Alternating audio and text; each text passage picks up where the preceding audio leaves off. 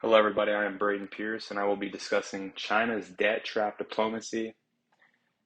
I've been reading a lot about this since 2020. I started off reading with Russia's involvement in Syria, and then it just ended up me reading into China's debt trap diplomacy. A little bit about me before we dive in.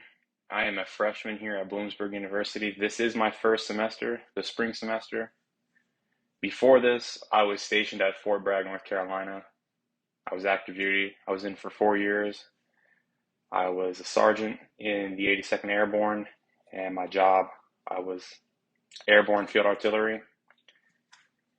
I am a political science major, and my goals for the future for me is I would like to be a future politician. Now, you might ask yourself, what is debt trap diplomacy? It's when a creditor country or institution is extending debt to a borrowing nation partially or solely to increase the lender's political leverage. Out of that, they get economic and political concessions, and it allows them to strategically move to influence parts of the world on their agenda, the country that's lending the money. They're going to influence what they believe onto the countries they're lending. Basically, it's going to be a powerful country, either rich or has a strong military, is going to give money to a country that they know is poor and will have a hard time paying it back. It's a win-win for whatever country does it, whatever country practices it. It allows them to give the money, that country will take the money, they'll use it, and then they'll have a hard time paying back their loans. Out of that, the country will most likely won't ask for their money back. What they'll do is they'll take ports, anything that can get them money, but they'll take it for years. So like 99-year lease on things, or occupying land to take resources from that land. So it's a win-win for whatever situation and for whatever country is going to be practicing that tactic. So in order to understand why it's called China's debt trap diplomacy, you kind of need to understand China's pain. You need to understand a little bit of a brief history from where they came from and to where they are now. China has been colonized and attacked by plenty of countries throughout their existence. Such countries as France, Great Britain, Germany, Japan, and Russia all occupied regions in China. US also influenced China with the open door policy.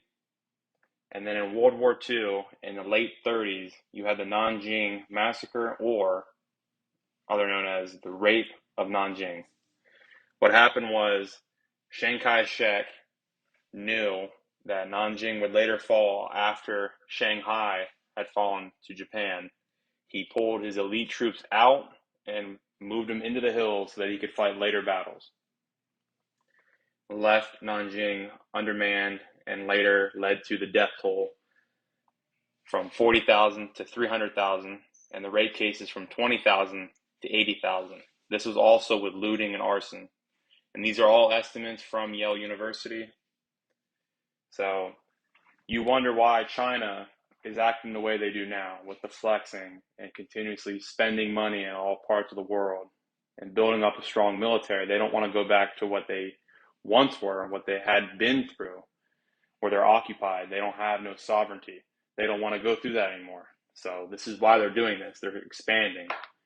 Now, the way they're practicing the debt trap diplomacy, they're also taking away other countries' sovereignty, but that doesn't mean anything to them because they had gone through it. And in order to make sure that doesn't happen to you, you have to expand, which is exactly what they're doing in Africa, in Asia, and Latin America. So they're actually kind of close to home here in North America. How is China using a debt trapping diplomacy? It's really simple to understand.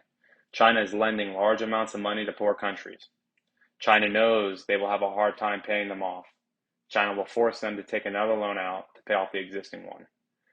So basically, you're going to have China give money to Sri Lanka. Sri Lanka is going to have a hard time paying that off. Then China will come in and take what they want, either resources, land that has resources, ports, to expand their military, to expand their agenda and their strategic figure around the world, letting the world know that, hey, China is here. In the picture here, you'll see the poor nations are the people on the boat. They go in, they're following the money. and bam, they're in the shark's stomach. That's the debt trap. That's basically what's happening.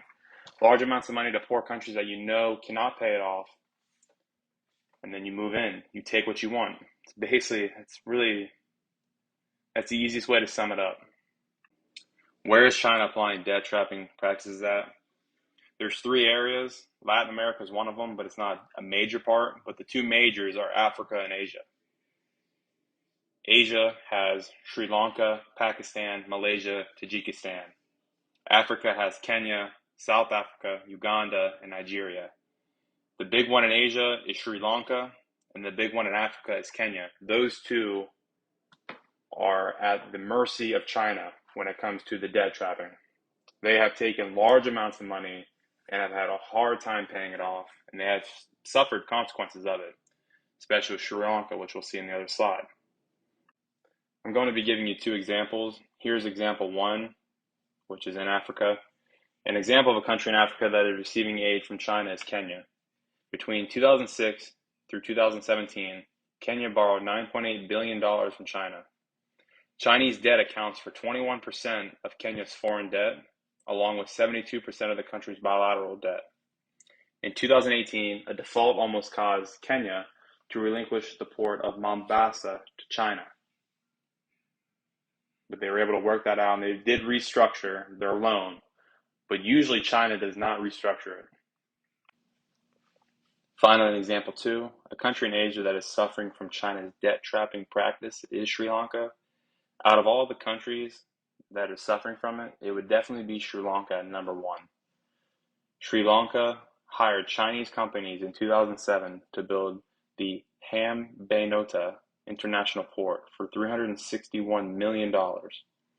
The project began to lose money, and Sri Lanka's debt servicing burden increased. Later, Sri Lanka leased the project to China for 99 years in exchange for cash. This caused issues with the United States and India, since now China can have their warships stationed at that port, which is very close to India. How the United States counters China's debt-trapping diplomacy. The U.S. looks for long-term partners rather than you just being put in debt. They want you to be buddy-buddies with us and you just not owing us money. U.S. aid programs include safeguards that allow people to follow the money. You can see where everything's going. There's no secret. It's not going to be unknown to the public. Since 1946, the U.S. makes public of all its programs' data, and since 2006, the U.S. allows detailed foreign assistance data online at foreignassistance.gov. You can click that link or type it in, and you can go and see how the United States and all the data you need to know with the United States and other countries on that page. And with that, this PowerPoint show comes to an end, and thank you to everyone who listened. Have a great day.